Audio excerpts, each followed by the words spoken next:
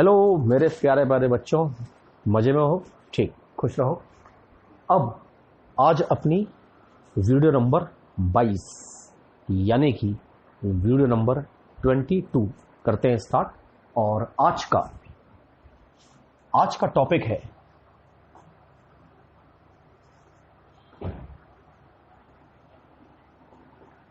विद्युत धारिता। क्या है टॉपिक? विद्युत धारिता। तो सुनिए आराम से। मान लीजिए यह है चालक। तो किसी भी चालक पर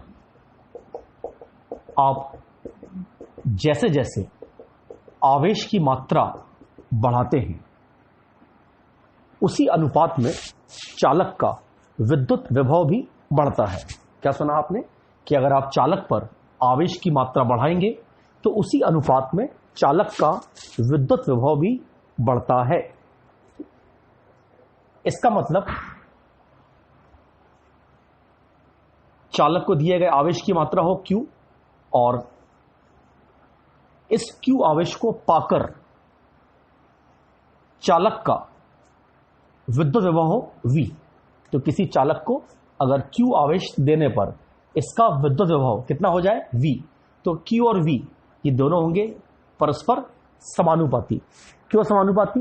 क्योंकि आवेश बढ़ाते हो तो उसी अनुपात में चालक का विद्युत विभव भी बढ़ता है, यानी कि दोनों कैसे होंगे? आपस में समानुपाती। ठीक है, तो सटीक शब्दों में चालक का विद्युत विभव चालक को दिए गए आवेश की मात्रा के समानुपाती होता है। अर्थात चालक को दिया गया आवेश हो Q और इस आवेश Q को पाकर चालक में उत्पन्न विभव हो V, तो Q समानुपाती V। बहुत बढ़िया। ठीक है, अब अगर आप क्या करें, इस समानुपाती को हटाकर लगाएं बराबर। तो सुना है आपने कि जीवन में कभी भी, जिंदगी में कभी भी आप समानुपाती को हटाकर लगाएंगे बराबर तो दाहिने पक्ष में लेना पड़ेगा एक नीतांक। और यहां जो नीतांक यूज करते हैं, इस नीतांक को दुनिया वाले दर्शाते हैं C से, और इस नीतांक C को चालक की विद्युत धारिता कहते हैं। ठीक है, तो यहां C समीकरण 1 में C एक नीतांक है, इसे कहते हैं चालक की विद्युत धारिता। या V का आप कर देंगे यहां तिर्यक भाग। ठीक है, V का करेंगे आप तिर्यक भाग तो आपको मिलेगा धारिता C बराबर Q अपॉन V, अर्थात धारिता C बराबर आवेश बटे विभव। इसको दे देते हैं समीकरण नंबर 2।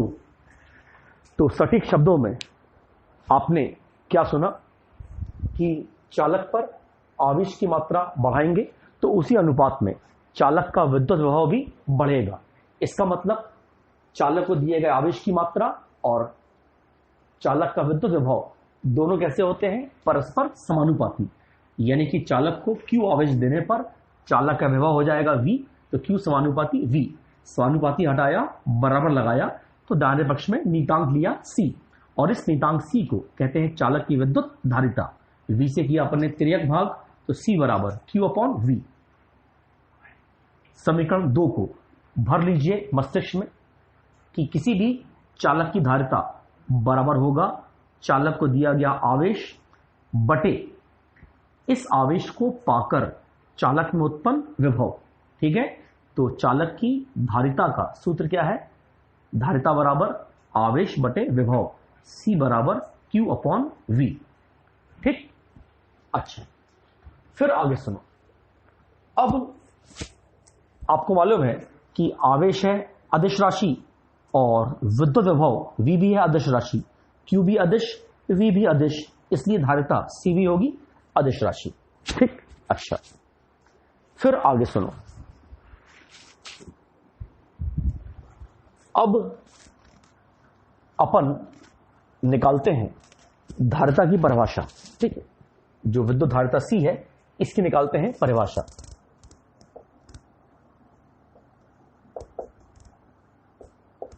परिभाषा किसकी? विद्युत धारिता की। सुनना आराम से। यदि समीकरण 1 में, अगर आप समीकरण 1 में विभव V का मान मान ले 1, तो यदि समीकरण 1 में V बराबर 1 हो तो V का मान कितना मान लिया? 1 तो यहां समीकरण 1 में V की जगह हो गया आप 1, तो क्या मिलेगा? Q बराबर C, तो मिलेगा Q बराबर C। इस निष्कर्ष से, इस परिणाम से हम लोग धारिता C की बनाते हैं परिभाषा। ठीक है, अब बनाने जा रहे हैं धारिता C की परिभाषा। बोलते हैं, आप याद करो। आइए बोलते हैं धारिता C की परिभाषा। तो आपको परिभाषा याद कराने के लिए थोड़ी एक्टिंग बाजी करते हैं। तो हम जिसको मारेंगे पेन, क्या करेंगे? जिसको मारेंगे पेन, उसी का नाम लेंगे। तो धारिता की परिभाषा ऐसी होगी कि चालक की विद्युत धारिता, चालक की विद्युत धारिता संख्यात्मक रूप से उस आवेश के बराबर होती है जो चालक में इकाई विभव उत्पन्न कर दे। फिर से बोलते हैं, जिसको मारेंगे पेन उसी का नाम लेंगे। तो परिभाषा ऐसी होगी, चालक की विद्युत धारिता संख्यात्मक रूप से चालक को दिए गए आवेश की वह मात्रा है जो चालक में इकाई विभव उत्पन्न कर दे। ठीक, तो क्या है परिभाषा? चालक की विद्युत धारिता संख्यात्मक रूप से चालक को दिए गए आवेश की वह मात्रा है जो चालक में इकाई विभव उत्पन्न कर दे। याद कर लेना। ठीक, ये हो गई विभव की परिभाषा। अब ये हो गई धारिता की परिभाषा। किसकी? धारिता की परिभाषा। अब देखते हैं विद्युत धारिता के मात्रक। ठीक, देखते हैं विद्युत धारिता के मात्रक।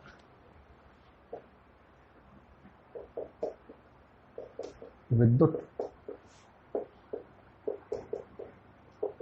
धारिता के मात्रक।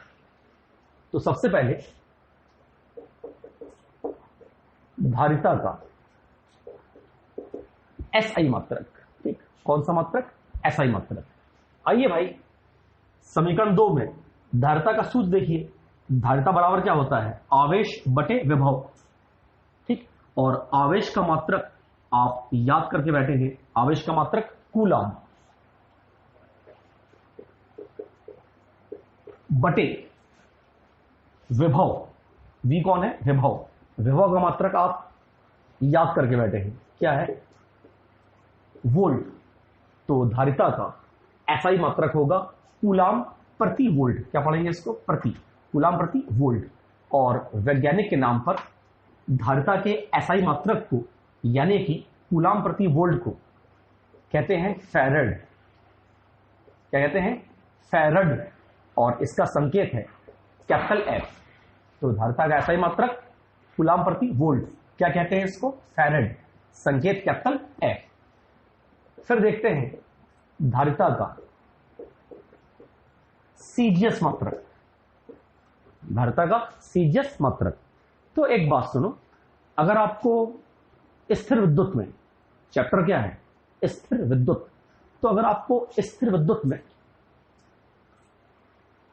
SI मात्रक मालूम हो, किसी राशि का SI मात्रक मालूम हो, और अगर आप SI मात्रक के साथ जोड़ देंगे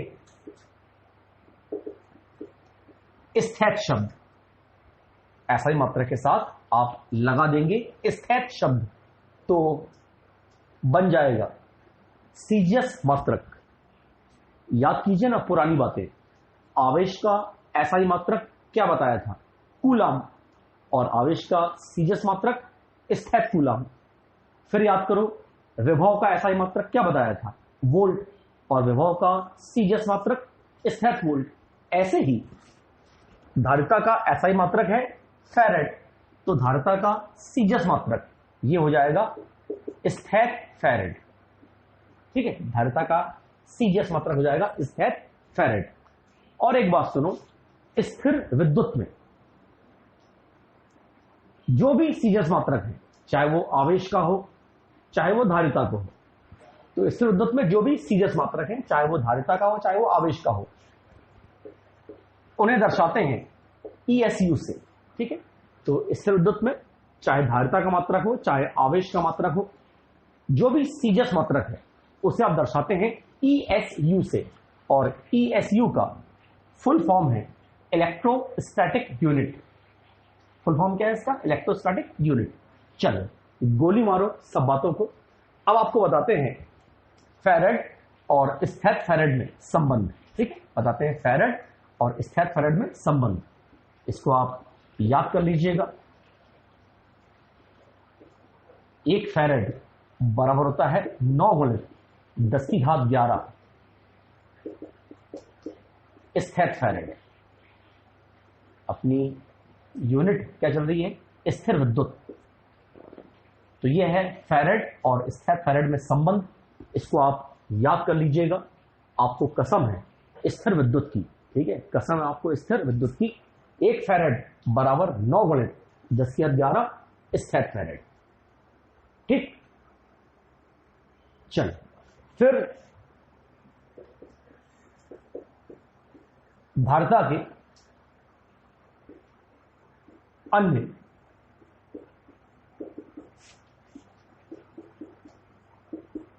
छोटे मात्रक, धारिता के अन्य मात्रक हैं जो कि छोटे मात्रक हैं। तो धारिता के अन्य मात्रक हैं माइक्रोफैराड। क्या? माइक्रोफैराड दर्शाते हैं μF से, और नैनोफैराड दर्शाते हैं NF से, स्मॉल n कैपिटल N, और पिकोफैराड दर्शाते हैं PF से, स्मॉल p कैपिटल F। ठीक है, तो धारिता के अन्य मात्रक हैं माइक्रोफैराड यानी कि μF, नैनोफैराड यानी कि NF, और पिकोफैराड यानी कि PF। और चाहे फिजिक्स हो या केमिस्ट्री या हो कॉमर्स, माइक्रो का मतलब होता है 10⁻6। नैनो चाहे फिजिक्स हो या केमिस्ट्री या कॉमर्स हो चाहे बायोलॉजी हो, नैनो का मतलब होता है 10⁻9, और पिको का मतलब होता है 10⁻12। 10⁻12। हाँ ठीक है, तो एक माइक्रोफैराड बराबर 10⁻6 फैराड, एक नैनो फैराड बराबर 10⁻9 फैराड, और एक पिको फैराड बराबर 10⁻12 फैराड। चलो ठीक है, तो अब जोर से बोलो, घर में बैठकर जय माता की मत बोल देना। ठीक है, जय माता की अच्छा है। चलो जय माता की, और जोर से बोलो। धारिता का ऐसा ही मात्रक फैराड, संकेत कैपिटल F। धारिता का सीजस मात्रक स्थैथ फैराड, संकेत ESU, और एक फैराड बराबर 9 गुणित 10⁻11 स्थैथ फैराड।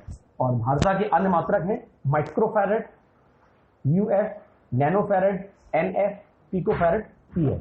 चलो अब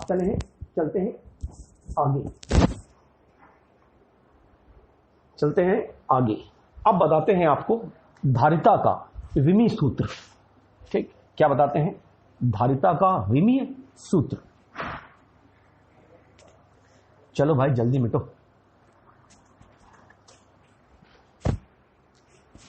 तो अब धारिता का विमीय सूत्र, चलो निकालते हैं बढ़िया धारिता का विमीय सूत्र। तो भाई आपको मालूम है कि धारिता C बराबर Q/V, धारिता C बराबर Q/V। तो C बराबर होता है Q/V। बहुत बढ़िया। फिर आपने जब पढ़ी थी विभव की परिभाषा, तो वहां सुना था कि विभव बराबर होता है कार्य बटे आवेश, वर्क अपॉन चार्ज। तो यहां V के स्थान पर विभव की परिभाषा से क्या रख दो? W/Q, यानी कि वर्क अपॉन चार्ज, कार्य बटे आवेश। फिर Q है बटे के बटे में, बायोलॉजी वालों Q है बटे के बटे में, चला जाएगा ऊपर, Q इंटू Q हो जाएगा Q² अपॉन W। ठीक है बबलू, अपॉन W। अब आ जाओ, अब W यानी कि कार्य, और कार्य का विमीय सूत्र याद किया था आपने 11वीं क्लास में। ठीक है, तो W हो गया कार्य, और कार्य का विमीय सूत्र याद किया था आपने 11th क्लास में। बहुत से लोगों का अभी भी याद नहीं हुआ होगा, ठीक है, कुछ लोगों को अभी तक याद नहीं हुआ होगा, याद कर लो भाई, लॉकडाउन चल रहा है, याद कर लो। तो कार्य का विभव सूत्र है m l स्क्वायर t की घात -2, ये विभव सूत्र है कार्य का। q का मतलब आवेश, आवेश का विभव सूत्र याद किया है अपन ने अभी लॉकडाउन में 12th क्लास में। क्या है आवेश का विभव सूत्र? AT, याद आया? तो आवेश का विभव सूत्र है AT, A for ampere, T for time. और क्या है इसका? स्क्वायर, इसका है स्क्वायर। चलो इसको हल करें भाई, हल करेंगे। m नीचे से आएगा ऊपर तो हो जाएगा m की घात -1, l स्क्वायर नीचे से आएगा ऊपर हो जाएगा l की घात -2, ठीक। फिर t की घात -2 नीचे से आएगा ऊपर हो जाएगा t की घात +2, ठीक है, t की घात -2 नीचे आएगा ऊपर हो जाएगा t की घात +2, और ये बैठा है एक और t की घात +2, तो t की घात +2 और ये ऊपर आने वाला t की घात +2, कुल मिलाकर t की घात +4, और क्या बचा? a स्क्वायर, ठीक है, a स्क्वायर। और ये हो गया धारिता का विमीय सूत्र। और जीवन में हमेशा विमीय सूत्र को लिखा जाता है बड़े कोष्टक में। तो ये हो गया धारिता का विमीय सूत्र। विमीय सूत्र धारिता का आप याद कर लो, ऑब्जेक्टिव में आ सकता है, ऑब्जेक्टिव के लिए इंपॉर्टेंट है, ठीक है। तो क्या है धारिता का विमीय सूत्र? m की घात -1, l की घात -2, t की घात 4, a स्क्वायर, ठीक है। कुछ तो ऐसे याद करते हैं, m -1, l -2, t की घात 4, a स्क्वायर। चल गोली मारो सब बातों को। ये हो गया धारिता का विमीय सूत्र। अच्छा, अब सुनो आगे।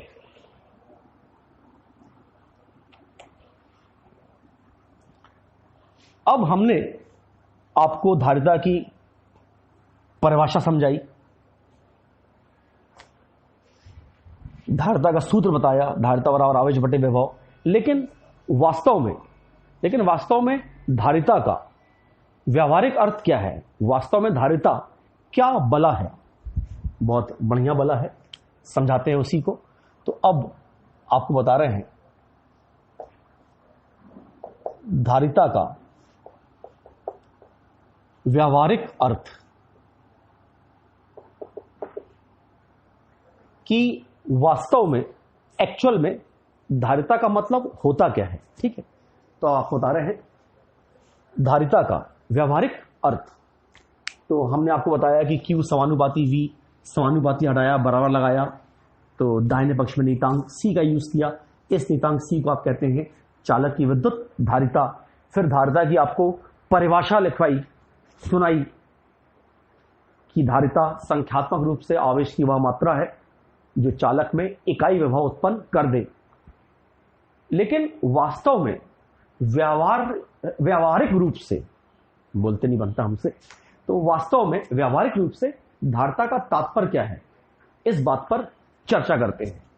तो सुनो भाई, एक्चुअल में, वास्तव में विद्युत धारिता का मतलब यह है कि चालक के पास आवेश संग्रह करने की क्षमता कितनी है, ठीक है। तो धारिता का वास्तव में अर्थ यह है, व्यावहारिक अर्थ यह है कि चालक के पास आवेश संग्रह करने की क्षमता कितनी है। जिस चालक के पास आवेश संग्रह करने की क्षमता ज्यादा होगी, हम कहेंगे उसकी विद्युत धारिता ज्यादा है। इसका मतलब सवाल ही पैदा नहीं होता। अगर चालक होगा छोटा, तो उस पर आवेश की मात्रा आएगी कम। चालक होगा छोटा तो उस पर आवेश की मात्रा आएगी कम, यानी कि छोटे चालक की विद्युत धारिता अर्थात आवेश संग्रह करने की क्षमता कम होगी। और भाई सवाल ही पैदा नहीं होता, अगर चालक होगा बड़ा तो उस पर आवेश की मात्रा भी आएगी ज्यादा, उस चालक पर आप ज्यादा मात्रा में आवेश संग्रहित कर सकते हैं। तो बड़े चालक की विद्युत धारिता ज्यादा होगी, ज्यादा, ठीक है। तो धारिता का व्यावहारिक अर्थ है कि चालक के पास आवेश संग्रह करने की क्षमता कितनी है। जिस चालक में ज्यादा मात्रा में आवेश आएगा हम कहेंगे उसकी विद्युत धारिता ज्यादा है। ऐसा विचार मत करना कि आप किसी चालक को, ऐसी विचारधारा मत रखना कि आप चालक को जितना चाहे उतना आवेश दे दो। ऐसा नहीं होता, आपकी मर्जी नहीं चलती कि आप चालक को जितना चाहे उतना आवेश दे दो। किसी भी चालक को आप एक सीमा तक ही आवेश दे सकते हैं, किसी भी चालक को आप एक निश्चित सीमा तक ही आवेश दे सकते हैं। उसके बाद अगर आपने चालक को और आवेश दिया तो इस चालक से आवेश का लीकेज, इस चालक से आवेश का लीकेज चालू हो जाएगा। आगे पढ़ाएंगे इसको हम। तो अगर आप चालक को क्षमता से अधिक आवेश देंगे तो उसमें अब और आवेश संग्रहित नहीं होगा, बल्कि चालक से आवेश का लीकेज, डिस्चार्ज चालू हो जाएगा। और इसको कहते हैं कोरोना, इसको कहते हैं कोरोना डिस्चार्ज। वाह भाई, बड़ा बढ़िया नाम है, कोरोना। आहा, कोरोना, इसको बोलते हैं कोरोना डिस्चार्ज। तो जो चल रही बीमारी वो नहीं है, ये इलेक्ट्रिसिटी है। तो अगर आप चालक को एक क्षमता से अधिक आवेश देंगे तो चालक से आवेश का डिस्चार्ज, आवेश का लीकेज चालू हो जाएगा। इसको बोलते हैं कोरोना। यार नाम है प्यारा सा, कोरोना। इसको बोलते हैं कोरोना। ऐसे बोला अच्छा लग रहा है, कोरोना डिस्चार्ज। इसको बताएंगे, आपको पढ़ाएंगे आगे, ठीक है। कोरोना, ये बन गया कोरोना, ठीक है। तो इसका सबसे अच्छा एग्जाम्पल ये रहेगा, सबसे अच्छा एग्जाम्पल ये रहेगा धारिता को समझाने का, ठीक है, कि मान लीजिए भाई मिस्टर अनुराग, मिस्टर अनुराग, सुन रहे हो ना अनुराग? हमको देख के हंस क्यों रहे हो भाई? यहां देखो, बोर्ड पे देखो। हाँ, तो मान लीजिए मिस्टर अनुराग बढ़िया थैला लेकर, बढ़िया थैला लेकर मूंगफली खाते हुए चले गए सब्जी बाजार टमाटर खरीदने। क्या खरीदने? टमाटर खरीदने। तो इस थैले के पास टमाटर संग्रह करने की जो क्षमता होगी, इस थैले के पास टमाटर संग्रह करने की जो क्षमता होगी, इस क्षमता को बोलेंगे हम इस थैले की धारिता, इस थैले की धारिता।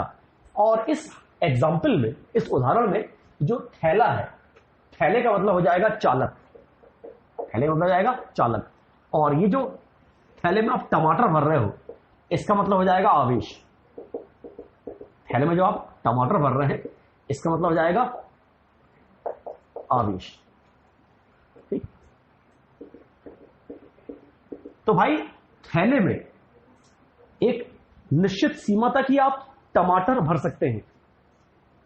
ये बात दिमाग में आ चुकी होगी कि यहां टमाटर का मतलब क्या होगा? आवेश, और थैले का मतलब होगा चालक।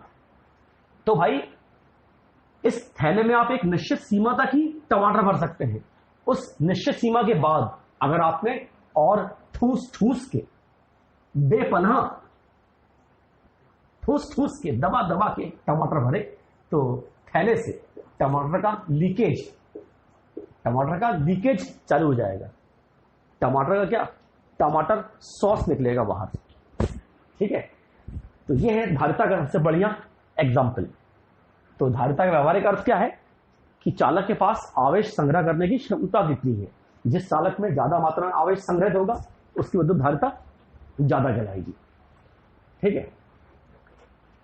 तो जोर से बोलो, धारिता का एसआई मात्रक फैराड, धारिता का सीजस मात्रक स्थैत फैराड, धारिता का विमीय सूत्र क्या आया था? m की घात -1, l की घात -2, t की घात +4, a की घात +2, ठीक।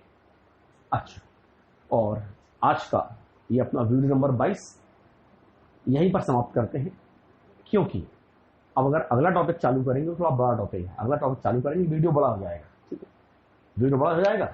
और कुछ, सारे नहीं, कुछ विद्यार्थी जो कि फ्यूचर में, भविष्य में बॉलीवुड में जाने वाले हैं, तो 10 मिनट तक देखेंगे और वीडियो रहेगा, जैसे लास्ट वीडियो 45 मिनट का था, वीडियो बड़ा रहेगा, बोलेंगे यार छोड़ो यार, सर बहुत चाहते हैं, बॉलीवुड मेरा इंतजार कर रहा है। तो वीडियो छोटा रखते हैं, क्योंकि अगर नेक्स्ट टॉपिक चालू करेंगे वीडियो बहुत बड़ा हो जाएगा। तो नेक्स्ट वीडियो में बहुत ही आईएमपी टॉपिक रहेगा, इंतजार कीजिए कल 12 बजे का। Okay, bye bye bye bye. और फिर से वही बात, रोज फेयर कॉपी में नोट करते आना और याद करते आना। लॉकडाउन आपके पास सुनहरा अवसर है पढ़ाई करने का। ठीक, मिलेंगे बोर्ड, एमपी बोर्ड में मेरिट में आओगे 30,000 रुपये मिलेंगे, ठीक है, 30,000 रुपये मिलेंगे, ठीक है, 29,500 हमको देना, 500 रुपये हम दे देंगे आपको जेब खर्च के लिए। ठीक, ओके, बाय।